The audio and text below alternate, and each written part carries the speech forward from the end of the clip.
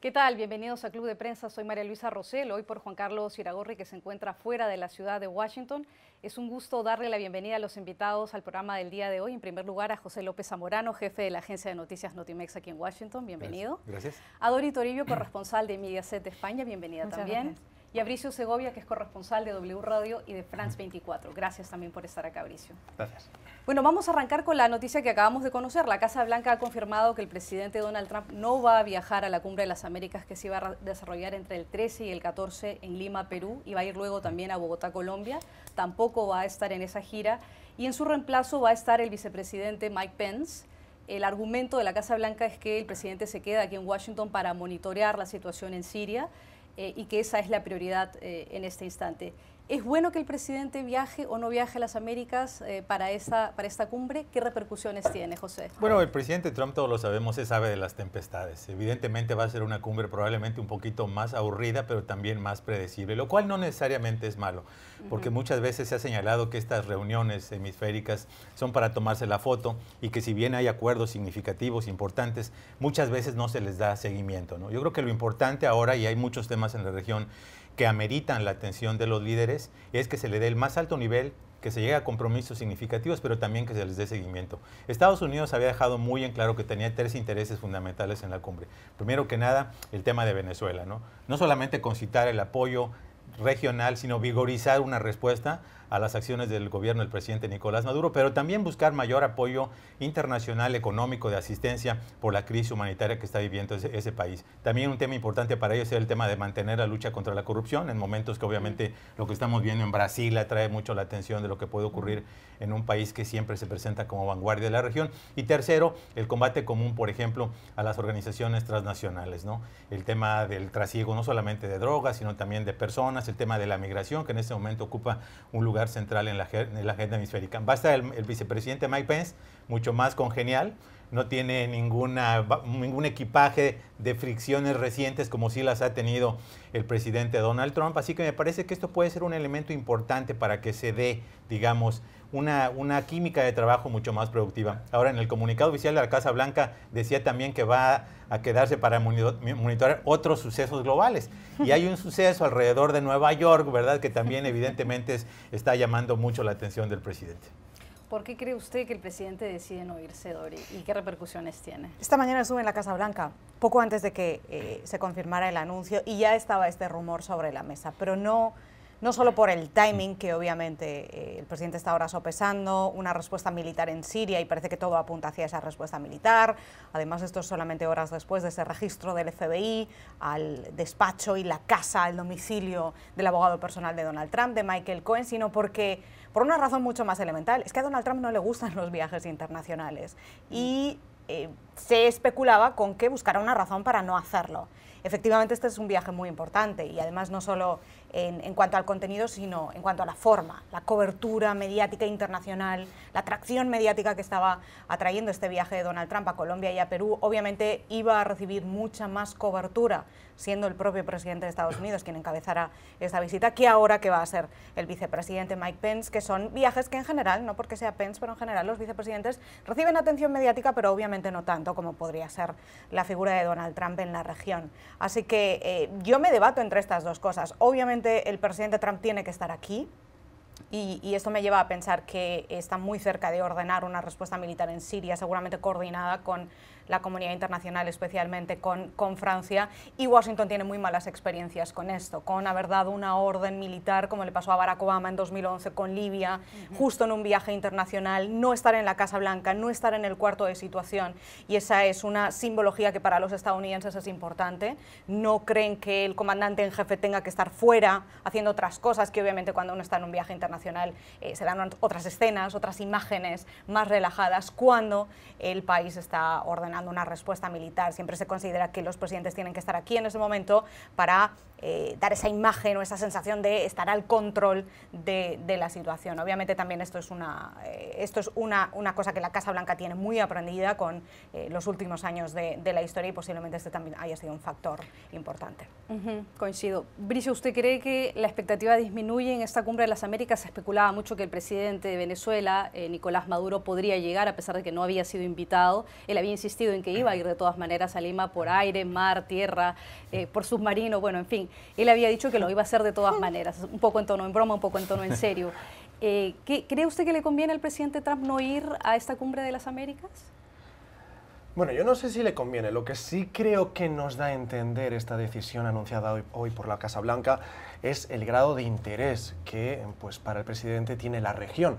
De hecho, lo hemos visto en reiteradas ocasiones, cada vez que viene un líder latinoamericano a reunirse con él a Washington, el tema sobre que vira la conversación suele ser Venezuela en la mayoría de los casos, ese es el punto en común, y sobre los temas que pueden afectar al país en cuestión del líder que lo visita, bueno, pues se habla pero de una manera muy superficial.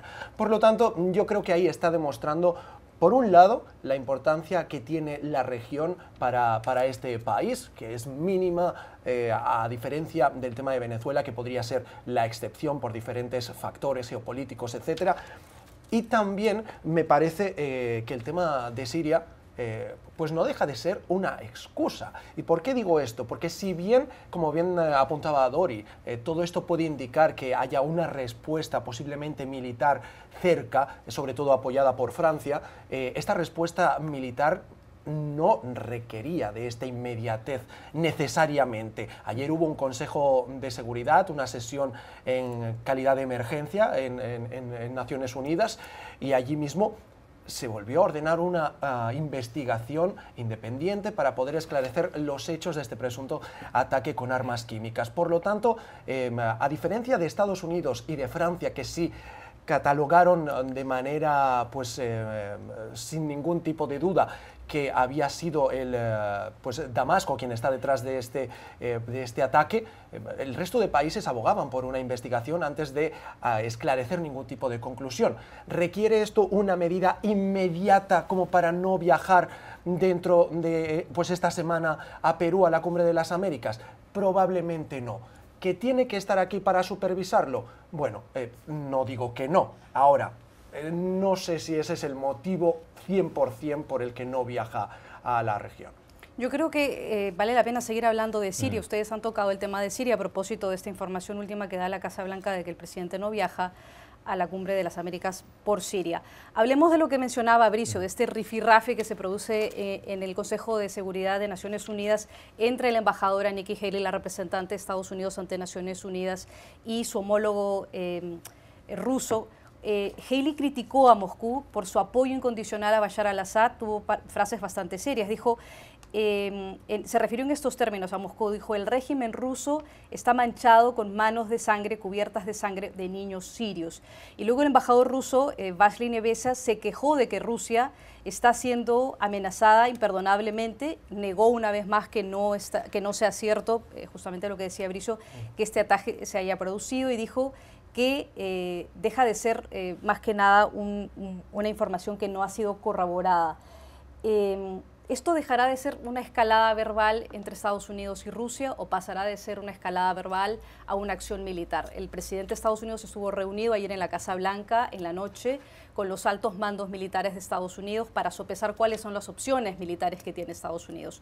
¿Cuáles son esas opciones que tiene Estados Unidos? Bueno, sabemos que el tema especialmente de los ataques químicos ha tenido un impacto emocional muy importante en el presidente Donald Trump. Desde la primera ocasión que hubo, ¿no? Que utilizó justamente para recordar lo que él considera fue la débil respuesta del presidente Barack Obama. Era evidente que tenía un peso emocional muy importante para el presidente y para su familia, ¿no? El hecho de que en este segundo ataque, ¿no?, que está siendo investigado como sea, él haya por primera vez mencionado por nombre al presidente Vladimir Putin en uno de sus mensajes de tweet, que haya llamado animal al presidente de Siria, muestra que particularmente este tipo de asunto tiene un peso importante para él. Ahora, de alguna manera esto implica por qué se ha puesto también en un callejón sin salida. Porque una de las principales críticas desde la campaña fue que la razón por la que estamos en este momento en la situación con Siria fue precisamente porque el presidente Barack Obama incumplió esta gran promesa que hizo de trazar una línea roja según la cual Estados Unidos tomaría una acción militar vigorosa si se lanzaba un ataque químico contra la población. Ya sabemos que eso nunca ocurrió, el tema fue mucho más complicado, hubo oposición, por ejemplo, de los republicanos en el Congreso, no hubo el consenso que él buscaba y como quiera que sea, no se dio esto. Entonces yo creo que el presidente Trump en este momento está en una posición básicamente donde no puede salir. Él ha prometido que iba a haber una respuesta firme a lo que estaba ocurriendo en Siria, si bien está dando este paréntesis de 24 a 48 horas, como lo dijo ayer, para que se realice esta investigación. Está muy claro desde el punto de vista de Estados Unidos que Rusia es el que tiene el control y la responsabilidad supuestamente de eliminar todas las armas químicas en el territorio de Siria y por lo tanto es que se está dando, digamos, esta responsabilidad directa o indirecta, no se ve su mano o la pistola humeante, pero se asume que de alguna manera estuvieron detrás de eso. Así que yo creo que el presidente Donald Trump, relacionado o no con la visita a la cumbre, tiene necesariamente que hacer una acción vigorosa. Ahora, ¿qué pasa? Se le criticó que en la ocasión anterior, una vez que atacó, a las 2 semanas reconstituyeron la terminal, los depósitos. Ahora, justamente el Consejo Militar prevaleciente tiene que hacer una campaña sostenida, no solamente de un día o de 2 días, sino probablemente de semanas o incluso de meses de duración, e incluso ser extensiva a instalaciones militares o de otro tipo que afecten a Siria. Y el mensaje tiene que ser muy claro. Si se comete una acción química, el costo que tiene que pagar el régimen sirio tiene que ser el doble o el triple, porque de lo contrario no hay un efecto de disuasión real en ese tipo de problemas. Dori, todavía no queda muy claro si hay consenso dentro de los republicanos por apoyar una iniciativa con una acción militar usando la fuerza para intervenir en Siria. Lo que sí queda claro es que Estados Unidos y también los republicanos y demócratas han pedido que sean otros países los que participen en posibles intervenciones en Siria, no solamente en ese gobierno, sino también en el anterior. El presidente Trump habría llamado, como muy bien mencionaba Bricio, al presidente de Francia, Macron, para coordinar esfuerzos en el caso de que sí se recurriera a la fuerza. Pero Macron ha dicho que se tiene que demostrar que el régimen sirio efectivamente realizó un ataque con armas químicas. ¿Por qué todavía estamos en este debate de si realmente se usó armas químicas o no? ¿Por qué no hay la certeza de que efectivamente se trata de un ataque militar con armas químicas? Porque nadie sabe cómo solucionar este asunto. Por eso esta es una de las guerras más complicadas de la historia. Justo esta mañana pensaba, igual Pepe se acuerda, que hace 5 años estábamos aquí en este mismo programa debatiendo esta misma situación, pero con Barack Obama. Una situación en la que él no sabía qué hacer, si ir hacia adelante, ir hacia atrás, los republicanos divididos, con sí, con el no, muchos llamándole débil, otros diciendo que no, que lo estaba haciendo muy bien, porque como nadie tiene una respuesta segura para Siria, es mucho mejor no hacer y empeorar las cosas que hacer, y otros diciendo que si no hace, entonces la situación iba a empeorar todavía más, y así es como llegamos a 2018. Estos días, uno de los portavoces del Consejo de Seguridad Nacional de Barack Obama, Tom Vietor, reconocía que la situación en Siria que Obama deja a Trump es un desastre. Es decir, Trump ha heredado una situación muy complicada, que si antes era un callejón sin salida, ahora lo es todavía más. Y este factor conviene tenerlo en cuenta, porque esta situación ya la hemos vivido, pero además Donald Trump tiene una situación todavía más complicada por el paso de los años y la complejidad de la propia guerra. Hay una diferencia ahora, y es que el equipo de Donald Trump es muy diferente. Y es muy diferente desde el primer ataque que lanzó el año pasado en abril de 2017 ahora, abril de 2018. Donald Trump está rodeado de halcones. Ayer tomó posesión su tercer asesor de seguridad nacional, John Bolton, que siempre ha defendido un ataque y además un ataque rápido y relámpago en Siria. Y de hecho, de toda esa reunión de su cúpula militar y su Consejo de Seguridad Nacional que veíamos ayer, la persona más moderada es Donald Trump, que en 2014 le pedía a Obama que por favor no lanzara un ataque en Siria. Entonces, esta yo creo que sería la diferencia ahora, por eso a mí me lleva a pensar que sí va a haber una respuesta militar de Estados Unidos. La pregunta solamente es cuándo y dónde. Y si una cosa ha aprendido Estados Unidos en estos años de guerra en Siria, y especialmente Donald Trump, porque su ataque del año pasado no funcionó para mucho, es que hacerlo solos, actuar unilateralmente Estados Unidos no tiene mucho sentido, porque sí, es una imagen de fuerza y es una respuesta de fuerza, pero ¿cuáles son las consecuencias? ¿Para qué sirvió el ataque del año pasado?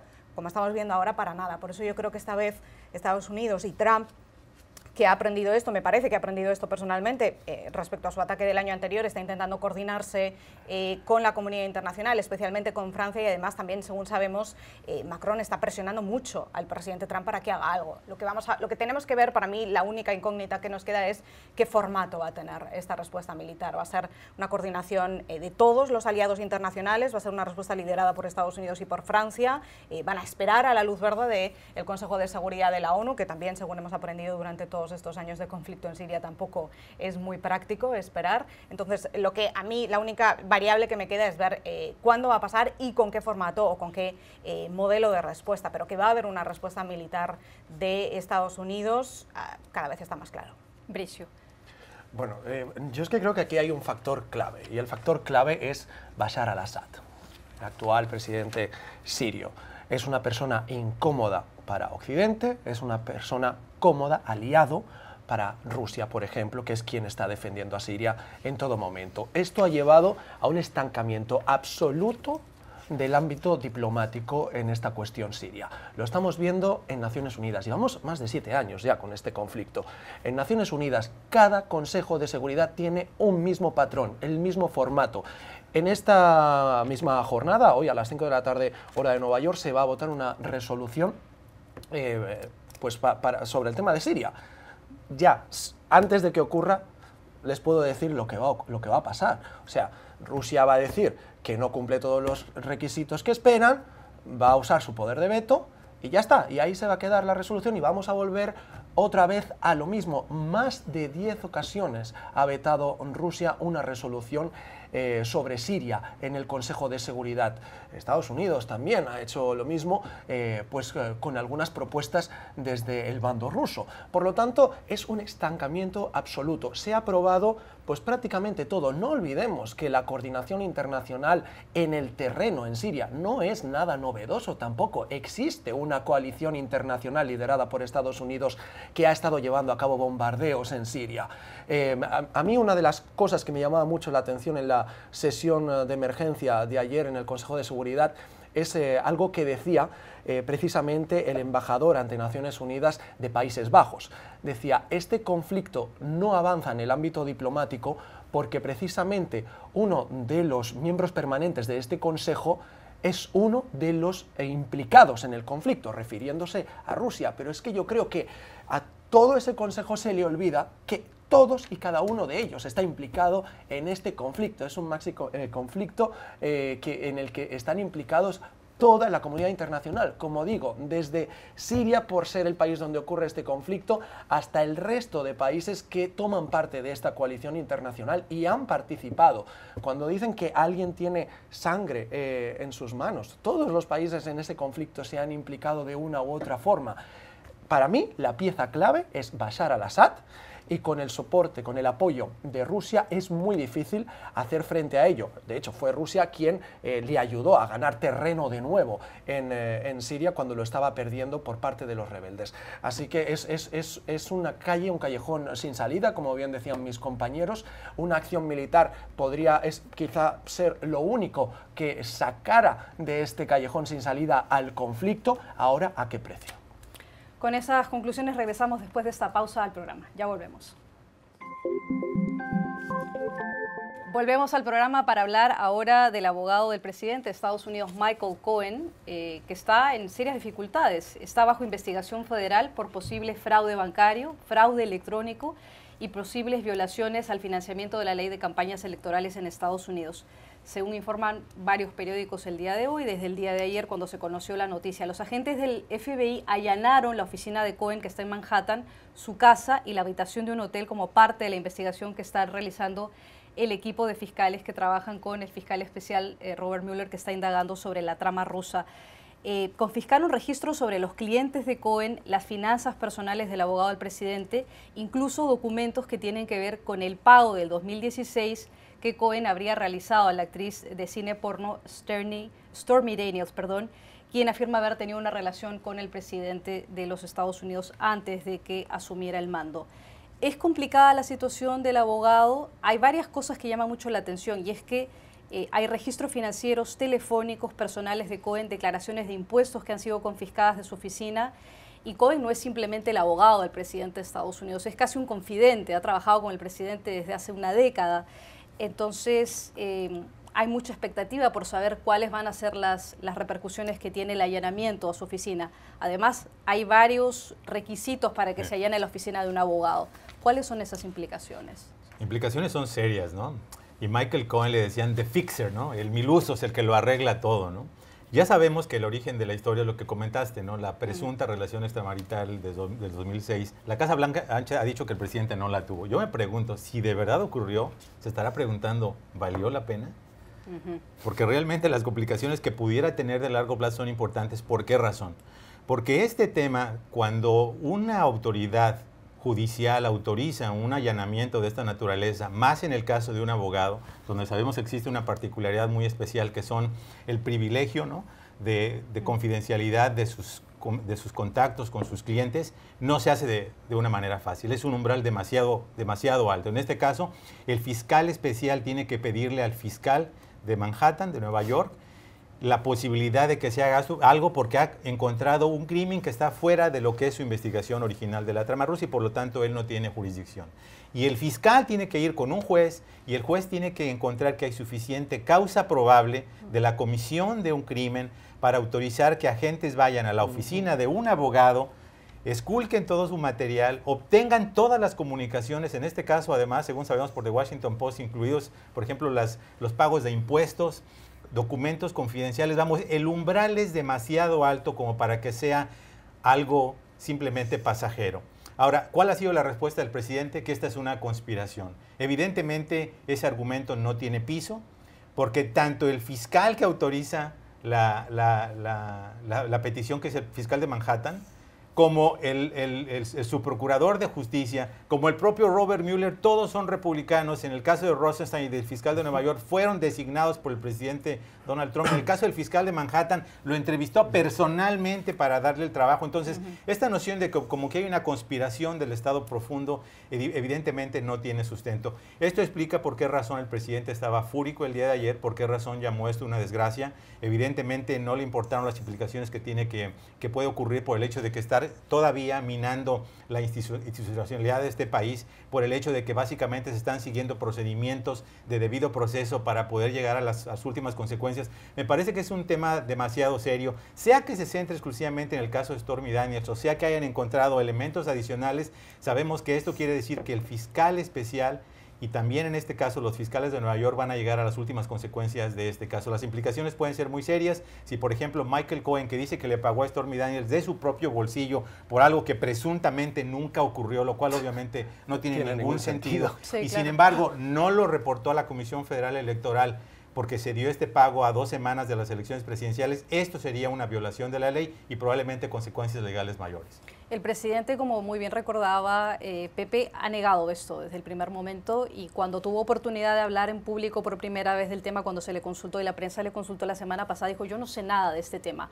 Anoche, justo después de la reunión con los generales en la Casa Blanca, dijo que se trataba de una cacería de brujas y dijo que no era cierto. ¿Qué piensa que va a pasar al final, Tori? Donald Trump está muy enfadado. Esta mañana estaba muy enfadado en la Casa Blanca, ese era el tema de conversación en la Casa Blanca a primera hora. Y empiezo por esto porque el presidente de Estados Unidos estas horas está tomando una decisión muy importante sobre Siria que afecta a todo el mundo y su estado emocional ahora mismo es de alto enfado y frustración y como sabemos esto es un factor en las decisiones del presidente. Entonces esto lo pongo sobre la mesa porque es importante y esto es importante que lo sepa también la gente que está fuera de Washington en este momento porque acaba afectando a todo el mundo. Segundo, Pepe lo ha resumido de maravilla. Este es un tema muy grave. Hay veces que tenemos tantos titulares y tantas noticias que uno se pierde y hay 5 titulares que son todos excepcionalmente importantes, pero parece que el que está en quinto lugar ya no es tanto porque, claro, hay tantas noticias. No, esta noticia es muy grave. No ocurre tantas veces en Estados Unidos que se ordena con una orden judicial y con un fiscal especial que está al mando de una investigación y con el fiscal del Distrito Sur de Manhattan, se ordena un registro a un abogado, porque esto es algo que según el Manual de Abogados de Estados Unidos está muy protegido. Un registro judicial a un abogado es algo que no ha ocurrido tantas veces. Para que ocurra algo así, más en el caso de Michael Cohen, que es el abogado personal del presidente de Estados Unidos, estamos ante una situación muy seria, que primero demuestra que el tema de Stormy Daniels no era solamente un chisme, una cuestión de una affair extramatrimonial del presidente, estamos ante un problema legal importante, porque ese pago puede vulnerar la ley electoral, como explicaba Pepe, porque además además de que no se declaró a la Comisión Electoral, es que supera la cantidad permitida. Los $130.000 es mucho más de lo que se permite según la ley de financiación electoral a 10 días de las elecciones para beneficiar a una campaña en concreto cuando es una donación personal, y en este caso el propio Cohen ha confirmado que el dinero salió de su bolsillo y se considera una donación personal. Pero es que además entramos una vez más en un estadio nuevo de la investigación de Mueller. Y aquí nos faltan muchas piezas, porque todavía no sabemos. Lo que sabemos es que Mueller, que estaba investigando al abogado de Donald Trump, a Michael Cohen, no sabíamos que estaba también interesado en el tema de Stormy Daniels, pero ahora parece que sí, con lo cual esto también se amplía ahora a todo este tema también, pero sabemos que ve algo que le preocupa, y entonces contacta con la Fiscalía Sur de Manhattan. No sabemos si para pedir ayuda, porque hay que hacer un registro en una jurisdicción en la que él no tiene poder y tiene que pedir ayuda a otro sector judicial, o si es para pasarles el caso, para decirles, he visto esto, lo paso aquí y ahora os ocupáis vosotros de esto. Esta parte todavía no la sabemos y nos faltarían esas piezas, pero sí sabemos que Mueller y el fiscal del Distrito Sur de Manhattan, que por cierto es nombrado por Donald Trump, que además donó en 2016 mucho dinero a la campaña de Donald Trump, con lo cual no es precisamente sospechoso de ser anti-Trump. Los dos consiguen una orden judicial con un tercer juez, un juez federal, que no tiene nada que ver con la investigación de Mueller, con lo cual estamos otra vez ante un escenario independiente, y que para conseguir una orden de registro a un abogado en Estados Unidos hace falta, como decía Pepe, presentar pruebas y una causa probable, con lo cual todo nos lleva a suponer que aquí hay un delito, un fraude o un crimen, y que se presentan esas pruebas al juez y que por eso consiguen una orden judicial. Y además fijémonos en las formas. Esto es un registro del FBI al domicilio y a la oficina de Cohen. No es una petición, no es un subpena como se ha hecho hasta ahora en gran parte de la investigación. No se le envía una citación y se le dice, entrégueme usted estos documentos porque le estamos investigando. No, no. Se pasa directamente al registro porque doy por hecho que consideran que no va a colaborar en lo que tienen que pedirle, porque tienen pruebas de que hay un delito. Y por cierto, cuando hay pruebas de que hay un delito o un crimen entre un abogado y un cliente, entonces esa es la excepción según la ley de Estados Unidos para el privilegio abogado-cliente. Eso se rompe. Es decir, existe un privilegio abogado-cliente a no ser que haya una sospecha de la comisión de un delito entre las partes, con lo cual todo este argumento de que es una caza de brujas o que este tema es un ataque a Estados Unidos es obviamente solo la frustración del presidente, porque él siempre marcó una línea roja con todo este tema de Mueller. Él dijo que muy bien, que investiguen la trama rusa, que es una pérdida de tiempo y una pérdida de dinero, pero que no entraran en sus asuntos personales, no entraran en sus finanzas. Esto es asunto personal. Y ahora acaban de entrar en justo la línea roja que estableció Trump. Por eso está tan enfadado. Mi conclusión con todo esto es una que hemos expuesto aquí muchas veces en Club de Prensa, y es que las investigaciones se saben por dónde empiezan, pero nunca por dónde acaban, y este es el gran peligro, y esta es una razón por la que nadie tiene por qué enfadarse, porque esto es una verdad universal. Uno puede empezar investigando sobre la trama rusa, como hizo Mueller, sobre la interferencia de Rusia en las elecciones de Estados Unidos y si tuvo Trump o no algo que ver, y esto puede acabar en nada, pero es que a partir de aquí, cuando uno empieza a investigar, y sobre todo una investigación tan seria como esta, con alguien tan serio como Robert Mueller a la cabeza, ahora estamos en un escenario de obstrucción, potencial obstrucción a la justicia, potencial lavado de dinero, potencial conflicto de intereses con los negocios de Trump, y ahora entramos en un último y quinto escenario que es potencial vulneración de la ley de financiación electoral. Esta es la razón por la que los presidentes tienen que hacer tan bien las cosas para evitar que se les investigue por nada, porque se empieza investigando una cosa y se acaba por otra, y no tiene Trump ninguna razón para protestar esto, porque esta es cómo funciona la justicia en una democracia. Solo un breve comentario sobre ese tema. Si alguien lo sabe es Bill Clinton. Efectivamente. Que su impeachment empezó por un oscuro trato inmobiliario de Whitewater en Arkansas y terminó casi costando la presidencia. Y el Watergate, que empieza por un robo en unas oficinas y acaba por un caso de obstrucción a la justicia del presidente. Al final, esta es una verdad universal y nadie tiene por qué protestar en eso, porque para eso así funciona la justicia y la democracia. Y en esto último, el Departamento de Justicia ha tenido el aval, o sea, todo este allanamiento ha contado con el aval del Departamento de Justicia, con lo cual no sabemos cómo va a reaccionar Trump ahora. Todo lo que haga Mueller está supervisado por el Departamento de Justicia, por Rod Rosenstein, a quien Donald Trump acusó ayer de nuevo, que recordemos que también es republicano, igual que Robert Mueller. Todo lo que haga Mueller siempre tiene que estar supervisado por justicia, con lo cual este registro tiene el aval de Mueller, del Departamento de Justicia, de un fiscal del Distrito Sur de Manhattan y de un tercer juez federal al que se le han presentado pruebas. ¿Qué más se puede pedir? Así es, Bricio. No, es interesante porque además esta mañana el presidente amanecía a gritos en Twitter y lo hacía diciendo una vez más que esto es una cacería de brujas, diciendo también, en fin, que no se estaba ya respetando el acuerdo abogado-cliente, que como bien ha explicado Dori, La excepción es que haya una sospecha de delito real, y este sería el caso por este registro, ¿no?, que se ha perpetrado ante pues las oficinas y la vivienda de su abogado personal. Pero es que además yo creo que dentro de todo esto, independientemente de lo que se esté haciendo dentro de la investigación por el Departamento de Justicia, el mismo presidente se está haciendo un flaco favor con todo lo que está verbalizando. Porque, como bien hemos estado ya analizando, ¿no?, las cosas que dicen no tienen fundamento. Cuando tilda esta investigación de una caza de brujas, no la tiene, porque son republicanos y simpatizantes suyos en principio quienes están dirigiendo esta investigación.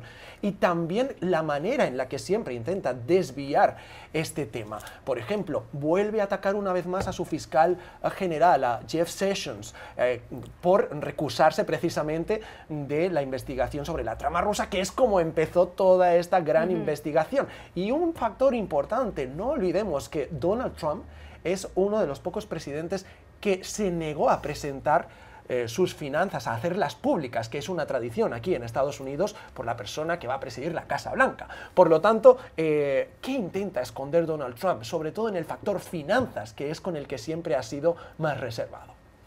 Vamos a tener que cambiar rápidamente de tema. Yo sé que querían opinar más de esto, pero tenemos unos minutos más en este segmento para hablar de Mark Zuckerberg y su testimonio. Va a tener que testificar ante el Congreso el día de hoy, también lo hará mañana. El día de hoy lo hace a las 2 de la tarde ante los comités del Senado Judicial y de Comercio, y mañana lo tiene que hacer ante la Cámara de Representantes, ante el Comité de Energía. Él, en antesala, anticipándose un poco a su comparecencia y al interrogatorio que va a haber en el Congreso de parte de los legisladores, él ya había pedido perdón, había publicado un comunicado donde básicamente reconoce que él y su compañía debieron hacer más para evitar el traspaso de información de sus usuarios, de los usuarios de Facebook, a una entidad, una consultora política, Cambridge Analytica, que recolectó indebidamente la información de más de 80 millones de usuarios con fines políticos para la campaña de Donald Trump, que es otra investigación aparte. ¿Qué podemos esperar de esta comparecencia del jefe de Facebook, Mark Zuckerberg, ante el Congreso? ¿Y habría algún apetito por parte de los congresistas de establecer mayores rigores, mayores controles, pasar legislación para que haya mayores controles a las empresas tecnológicas que desarrollan las aplicaciones y que desarrollan las redes sociales? ¿Qué podemos esperar? Bueno, como cortesía del Comité de Comercio del Senado, ya sabemos lo que va a decir. Es un gran mea culpa ante el país, ¿no? Va a aceptar que la empresa no tomó su responsabilidad en serio y que debió haber hecho más para vigilar el uso que hacían terceras empresas, terceras entidades de un material y de información que presuntamente se asumía que era confidencial o que establecía ciertos criterios que el propio usuario determinaba qué tanto quería compartirla, ¿no? Evidentemente es un intento de los gigantes de las redes sociales para evitar lo que va a ser inevitable, que haya una injerencia progresiva de las autoridades, en este caso quizá del Congreso, a través de alguna legislación o quizá de alguna agencia regulatoria, para poder vigilar el uso de esa información por parte de las redes sociales. Hasta el momento ellos siempre han respondido con la idea de que no necesitan ninguna regulación, que ellos pueden ser sus propios policías, que ellos pueden vigilarse a sí mismos, porque ya sabemos que también la injerencia, por ejemplo, de los organismos regulatorios no siempre es positiva. Así que, por desgracia, creo que para los usuarios no hay una salida fácil. O estamos en manos de las redes sociales, que sabemos que hacen todo intento por monetizar cualquier pieza de información que compartimos con nuestros familiares, amigos o pensamientos en la red, o estamos ante un Congreso que sabemos cuyas regulaciones no necesariamente han sido las más adecuadas, muchas veces están sujetas a la inclinación política del momento en esta coyuntura actual, o de las agencias regulatorias que, dependiendo de quién esté en turno, como vemos en Estados Unidos, muchas veces dan vuelta atrás a lo que supuestamente habían sido avances para proteger al público. Creo que la respuesta no es sencilla. Probablemente necesitamos un nuevo paradigma, donde participe también la sociedad civil, donde participen los usuarios, viendo que su información no solamente está siendo vigilada, sino que ellos vean si efectivamente qué uso se le está dando, que tengan mayor acceso a la información, que se transparenten los procesos internos de tal manera que sepamos cómo está siendo usada nuestra información. Bricio dice, Zuckerberg, además, que van a crear un comité paralelo independiente que investigue con académicos exactamente eso, cuál es el uso de las redes sociales y cómo se puede evitar que los usuarios se vean en esta situación. Digamos, las redes sociales tienen aplicaciones dentro de las redes sociales y los usuarios no tienen conocimiento en muchos casos de cómo funcionan estas aplicaciones y que tienen limitaciones en términos de su privacidad. ¿Qué cree usted que va a pasar? Bueno, para empezar, Facebook ya esta semana empezó a comunicar a las personas afectadas, si habían sido afectadas, cómo habían sido afectadas, el grado, digamos, de información que se había compartido, y también está ya intentando solventar esta situación o mejorarla, informando a la comunidad de usuarios de Facebook de cómo afecta, cuáles son sus opciones de privacidad y cómo puede controlarlas dentro de la plataforma. Este es un primer paso. Lo que decía Pepe es muy importante. Yo creo que al final la importancia no solo recae en la empresa en sí, en la plataforma, sino también en la responsabilidad que tenemos como ciudadanos de conocer qué efecto puede tener el hecho que compartamos cierta información o cómo la consumimos. Porque hay algo muy importante en el testimonio que ya nos compartieron de Mark Zuckerberg, que va a realizar ante el Congreso. Y es precisamente que no solamente habla de esa información privada que se compartió con terceros, sino que también reconoce que Facebook no ha hecho lo suficiente para controlar o evitar la difusión de noticias falsas, o también incluso habla de la interferencia en elecciones en países extranjeros, fuera de Estados Unidos, quiero decir.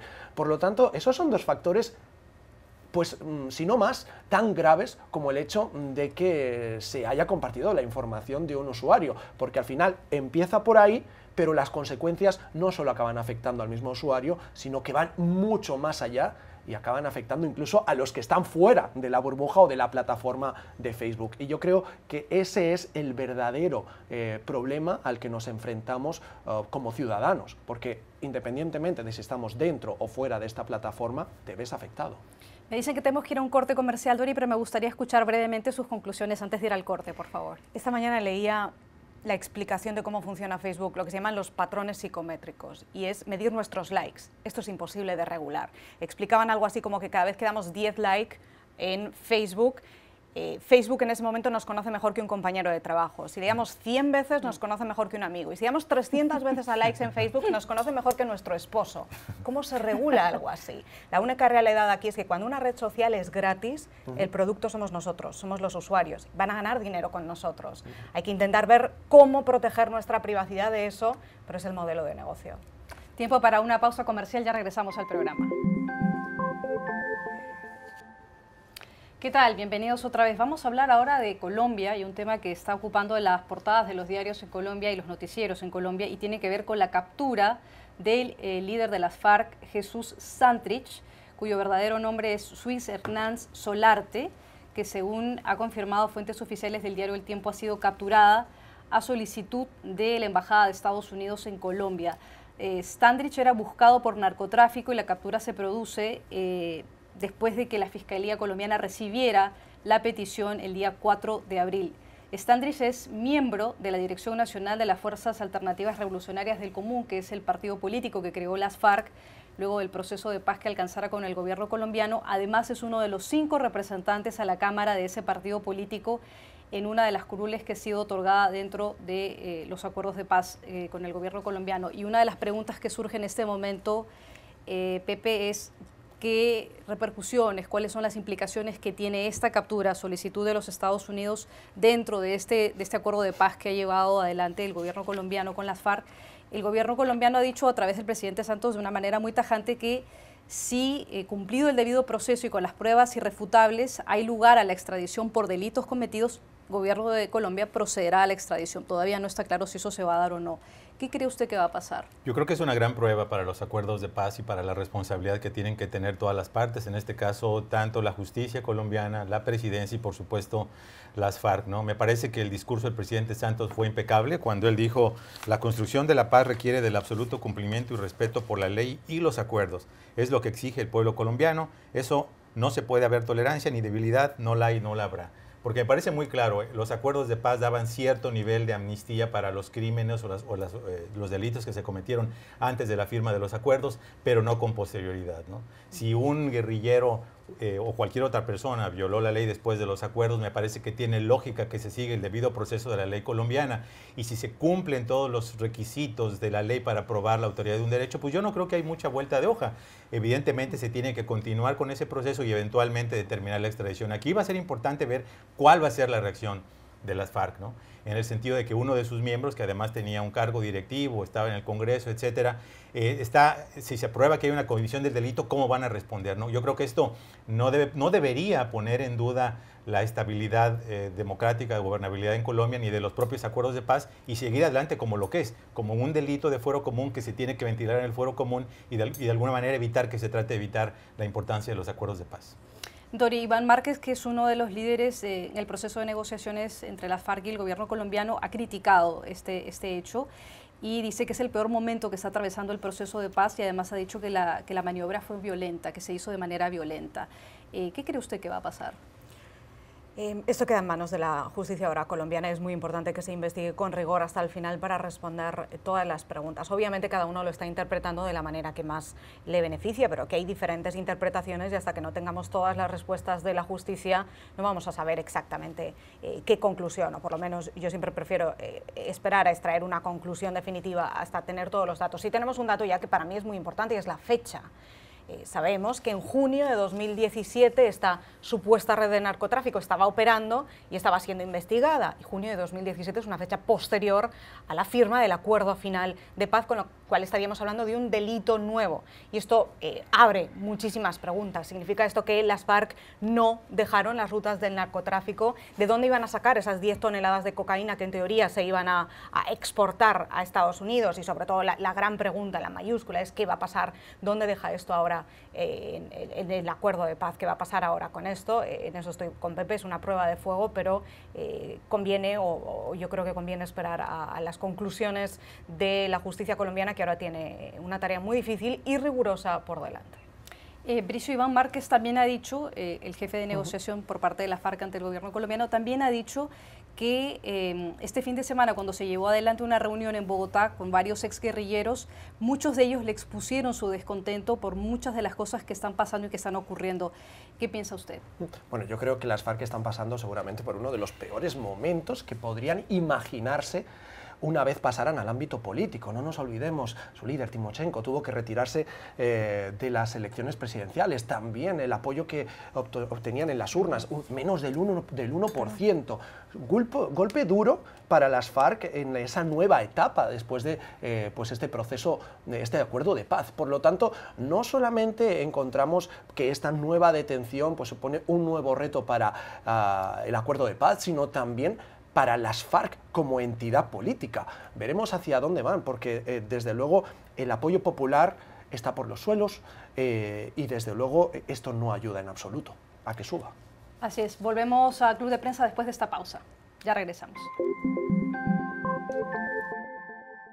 Bueno, se nos acabó el tiempo en el programa del día de hoy. Ha sido un gusto estar con ustedes. Le doy las gracias a los invitados que nos acompañaron en esta mañana. José López Zamorano, de la agencia Notimex, gracias. Dori Toribio, de Mediaset, gracias también. Y, por supuesto, a Bricio Segovia, del periódico... de France 24. De France 24, perdona, y de W Radio de México. Gracias. Gracias a los tres. Gracias a ustedes por su sintonía. Nos vemos en otra oportunidad.